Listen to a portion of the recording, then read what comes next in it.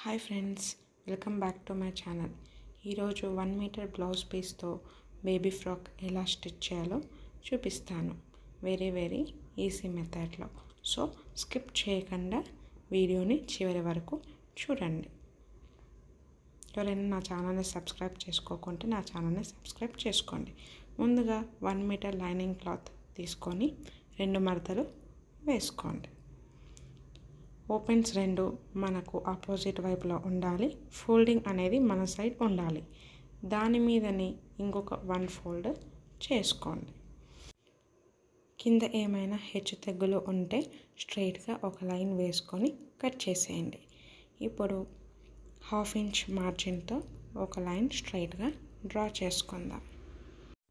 ఈ లైన్ ఎందుకు డ్రా చేసుకుంటామంటే front part bottom part attach చేసినప్పుడు ఈ 1/2 ఇంచ్ మార్జిన్ అనేది ఖర్చులోకి వెళ్ళిపోతుంది కాబట్టి ఇప్పుడు ఆ మార్జిన్ నుంచి మనకి ఎంత లెంత్ కావాలో అంత లెంత్ హైట్ డ్రా చేసుకుందాం. ఈ వీడియోలో చూపించే మెజర్మెంట్స్ 3 to 4 years బేబీకి కరెక్ట్గా సరిపోతుంది. నేను ఇప్పుడు 8 ఇంచెస్ లెంత్ తీసుకుంటున్నాను. దానిపైన ఇంకొక 1/2 ఇంచ్ ఎక్స్ట్రా లైన్ వేసుకోండి. ఇది షోల్డర్స్ ఖర్చులోకి వెళ్ళిపోతుంది. నెక్స్ట్ ఇప్పుడు మనం నెక్ విడ్త్ డ్రా చేసుకుందాం. నెక్ విడ్త్ 3 to 4 years బేబీకి 1.75 ఇంచెస్ అయితే కరెక్ట్గా సరిపోతుంది. మరి పిల్లలు చాలా కొంచెం బొద్దుగా ఉంటే 2 ఇంచెస్ తీసుకోండి. నెక్స్ట్ ఇప్పుడు షోల్డర్ విడ్త్ 2.5 ఇంచెస్ తీసుకుందాం. ఎవరికైనా 2.5 ఇంచెస్ చక్కగా సరిపోతుంది. నెక్స్ట్ ఆర్మ్ హోల్ లెంత్ వచ్చేసి 4.5 తీసుకుందాం. అప్ టు 4 year బేబీస్కి. అబవ్ 5 years అయితే 5 ఇంచెస్ తీసుకుంటే చక్కగా సరిపోతుంది. నెక్స్ట్ ఇప్పుడు మనం తీసుకున్న ఆర్మ్ హోల్ దగ్గరే చెస్ట్ పాయింట్ అనేది మార్క్ చేసుకోవాలి. చెస్ట్ లెంత్ మార్క్ చేసుకుందాం.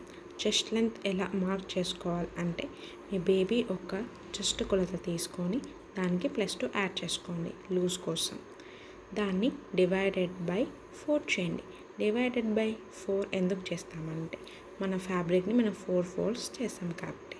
ఇప్పుడు నా బేబీ ఒక చెస్ట్ కొలత 20, దానికి నేను +2 యాడ్ చేసుకొని డివైడెడ్ బై 4 చేశాను. నాకు 5.5 ఇంచెస్ వచ్చింది.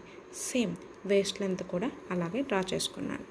5.5 కరెక్ట్గా సరిపోయింది మా బేబీకి. 2 ఇంచులు ఖర్చుల కోసం పక్కన ఎక్స్ట్రా క్లాత్ని మనం తీసుకోవాల్సి ఉంటుంది. ఇప్పుడు ఆర్మ్ రౌండ్ ఎలా డ్రా చేసుకోవాలంటే 1/2 ఇంచ్ మధ్యలోకి అలా పాయింట్ పెట్టుకొని వీడియోలో చూపిస్తున్న విధంగా రౌండ్గా డ్రా చేసుకోండి. అలా రౌండ్గా డ్రా చేసుకున్న తర్వాత ఇప్పుడు మనం నెక్ డీప్ని డ్రా చేసుకుందాం. నెక్ డీప్ చిన్నపిల్లలకి 2.5 నుంచి 3 ఇంచెస్ వరకు అయితే సరిపోతుంది. అంతకంటే డీప్ తీసుకుంటే భుజాలు జారిపోతాయి. సో అందుకోసం నేను ఇప్పుడైతే 2.5 ఇంచెస్ తీసుకుంటున్నాను. మీ ఇష్టం 3 ఇంచెస్ కూడా తీసుకోవచ్చు. ఒక బాక్స్ షేప్లో డ్రా చేసుకోండి. ఫస్ట్ దాంట్లో మీకు నచ్చిన షేప్ని ఏదైనా డ్రా చేసుకోండి. నేనైతే ఇప్పుడు ఇక్కడైతే రౌండ్ షేప్ డ్రా చేసి చూపిస్తున్నాను. ఇప్పుడు డ్రా చేసుకున్న విధంగా వీడియోలో చూపిస్తున్నట్లు కట్ చేసేసుకుందాం. ఆర్మ్ హోల్ని కట్ చేసుకున్న తర్వాత ఇప్పుడు బ్యాక్ నెక్ డీప్ కూడా ఒకటేసారి మార్కింగ్ చేసేసుకుందాం. బ్యాక్ నెక్ డీప్ వీడియోలో చూపిస్తున్న విధంగా డ్రా చేసుకుందాం. 1.5 ఇంచెస్ తీసుకుంటే సరిపోతుంది. ఎందుకంటే చిన్నపిల్లలకి ఎక్కువగా బ్యాక్ ఓక్స్ ప్రిఫర్ చేస్తాం కాబట్టి. అలాగే ఫ్రంట్ పార్ట్కి కొంచెం 1/2 ఇంచ్ లోపలికి లోతు తీసుకోవాలి. ఇది ఎందుకంటే చంక దగ్గర ముడతలు రాకుండా ఉంటాయి. ఇప్పుడు బ్యాక్ పార్ట్ని ఫ్రంట్ పార్ట్ని 2 సపరేట్ చేసేసుకుందాం. చేసుకున్న తర్వాత ఫ్రంట్ నెక్ కట్ చేసేసుకొని అలాగే ఫ్రంట్ ఆర్మ్ హోల్ కూడా కట్ చేసేసుకుందాం. వీడియోలో చూపించిన విధంగా కట్ చేసేయండి. తర్వాత బ్యాక్ పార్ట్ తీసుకోండి. దాన్ని కూడా వీడియోలో చూపించిన విధంగా సరి చేసుకొని కరెక్ట్గా బ్యాక్ నెక్ కూడా కట్ చేసేసుకుందాం. మధ్యలో స్ట్రైట్గా ఒక కట్ చేసుకోండి. ఎందుకంటే హుక్స్ పట్టి కాజా పట్టి స్టిచ్ చేసుకోవడం కోసం వీడియోలో చూపిస్తున్న విధంగా కట్ చేసేయండి.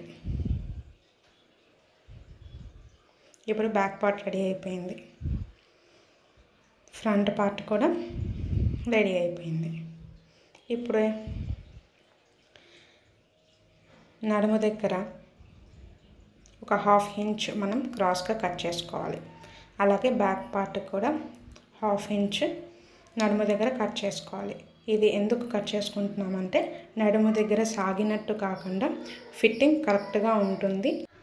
Front part back part cutting అయిపోయింది కదా. నెక్స్ట్ ఇప్పుడు బాటమ్ పార్ట్ కటింగ్ చూసేద్దాం. మిగిలిన ఫ్యాబ్రిక్ తీసుకొని 10 ఇంచెస్ లెంత్ తీసుకోండి. దానికి +1 యాడ్ చేసుకొని 11 ఇంచెస్ అయితే సరిపోతుంది.